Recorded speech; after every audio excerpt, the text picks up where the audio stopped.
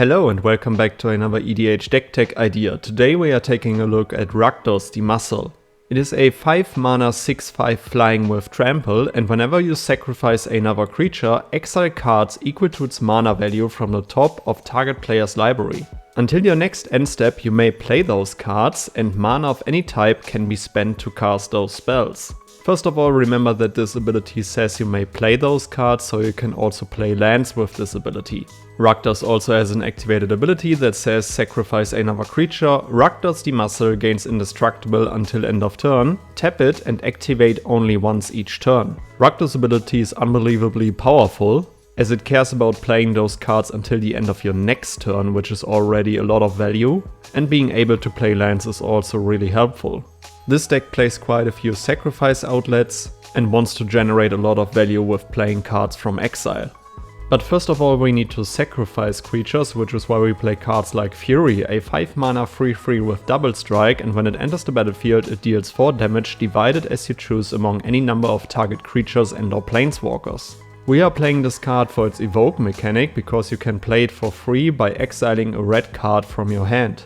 With cards like Fury you are able to control the board pretty easily, and evoke says that you have to sacrifice it as it enters the battlefield. With Rakdos on the battlefield and seeing the evoke trigger you are able to exile 5 cards from target player's library, which you can use to disrupt the opponent's combo decks by maybe hitting their win con or targeting yourself depending on what you currently have in hand. We also play Shriekmaw, a 5 mana 3/2 with Fear, and when it enters the battlefield destroy target non-artifact non-black creature, and you can also cast this creature card for its evoke costs. So with Rakdos on the battlefield you pay 2 mana to destroy target non-artifact non-black creature, and as Shriekmaw dies you are able to exile 5 cards from target player's library. Another evoke creature that we are playing in this deck is Ingot Chewer, a 5 mana 3/3, and when it enters the battlefield destroy target artifact. Its evoke cost is 1 red mana, so pretty much the same line. You pay 1 red to exile 5 cards from target player's library and destroy a nasty artifact that is in your way. The last evoke creature that we are featuring in this deck is Grief, a 4 mana 3/2 with Menace, and when it enters the battlefield target opponent reveals their hand. You choose a non-land card from it and that player discards that card. You can evoke Grief by exiling a black card from your hand. But there are also other ways than evoke how we can draw additional value from sacrificing our creatures. For example with Disciple of Bolas, a 4 mana 2/1, and when it enters the battlefield sacrifice another creature. You gain X life and draw X cards where X is that creature's power. We can also play Ruthless Technomancer, a 4 mana 2/4, and when it enters the battlefield you may sacrifice another creature you control.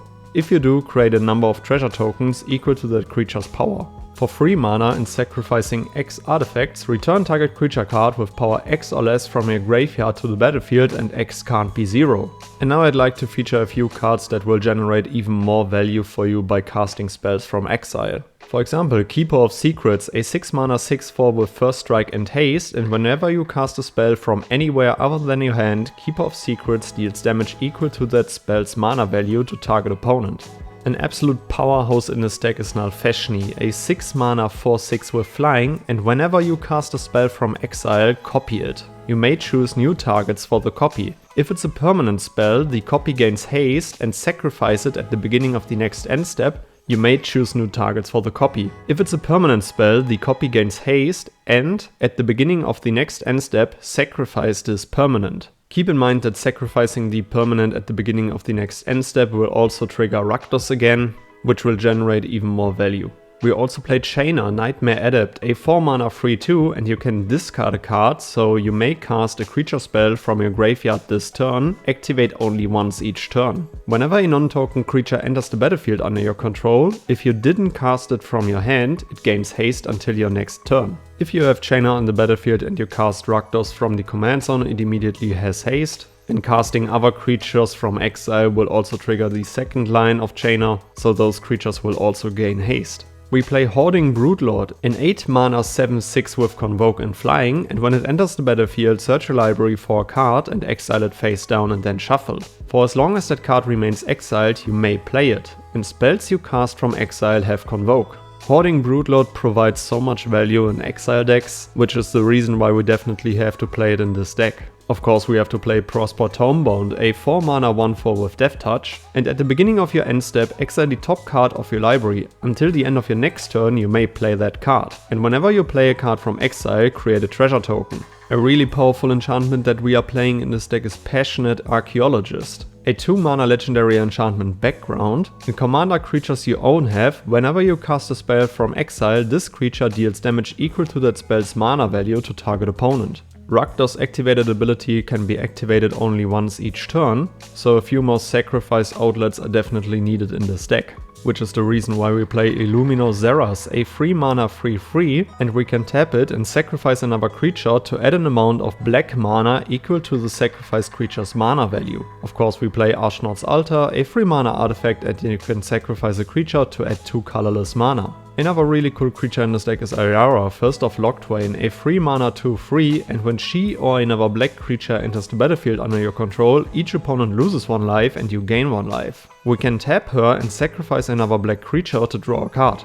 Of course we play with Phyrexia, a 1 mana 1/1, and sacrifice a creature to scry 1. We also play another version of Ayara, Widow of the Realm, a 3 mana 3/3, and we can tap her and sacrifice another creature or artifact, and she deals X damage to target opponent or battle, and you gain X life, where X is the sacrificed permanent's mana value. For 5 generic and 1 Phyrexian red mana we can transform her, but we can only do that as a sorcery. That will turn her into Ayara, Furnace Queen, a 4/4, and at the beginning of combat on your turn, return up to 1 target artifact or creature card from your graveyard to the battlefield. It gains haste, but you have to exile it at the beginning of the next end step. Luckily, due to all of our other sacrifice outlets, we will most likely sacrifice the creature after we have attacked with it, which will trigger Rakdos the Muscle to generate even more value again. Let's also cast a sorcery in this deck, which is Victimize, a 3 mana sorcery, and choose 2 target creature cards in your graveyard, sacrifice a creature,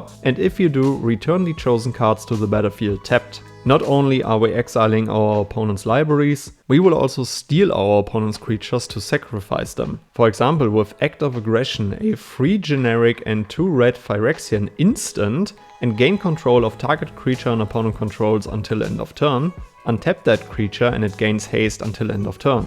You might find yourself in a spot where you have to use Rakdos' activated ability, and keep in mind that this ability has to tap it, so you might find yourself in a board state shields down. And especially then a steal instant spell can surprise your opponent out of nowhere. Of course we play Insurrection, an 8 mana sorcery, untap all creatures and gain control of them until end of turn. They gain haste until end of turn. You might be able to swing for the win with this card, and if you are not able to, you can still sacrifice all of the stolen creatures into, for example, the Phyrexia, to most likely exile an opponent's library. Furnace Reigns, a 3 mana sorcery, gain control of target creature until end of turn, untap that creature, until end of turn it gains haste, and whenever this creature deals combat damage to a player or battle, create a treasure token. Mass Mutiny, a 5 mana sorcery, for each opponent gain control of up to 1 target creature that player controls until end of turn. Untap those creatures, they gain haste until end of turn. And another really cool spell is Seize the Spotlight, a 3 mana sorcery. Each opponent chooses Fame or Fortune. For each player who chose Fame, gain control of a creature that player controls until end of turn.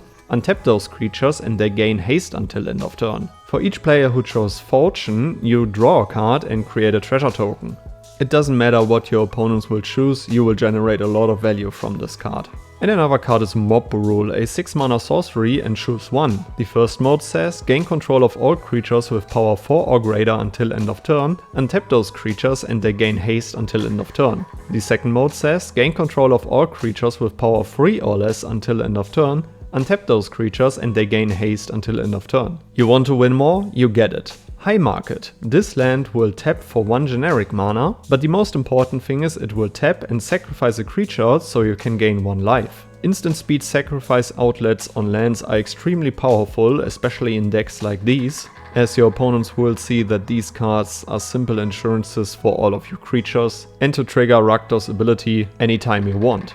Wake the Dead, a 2 mana and X instant, and cast a spell only during combat on an opponent's turn. Return X target creature cards from your graveyard to the battlefield, and now the most relevant line, sacrifice those creatures at the beginning of the next end step.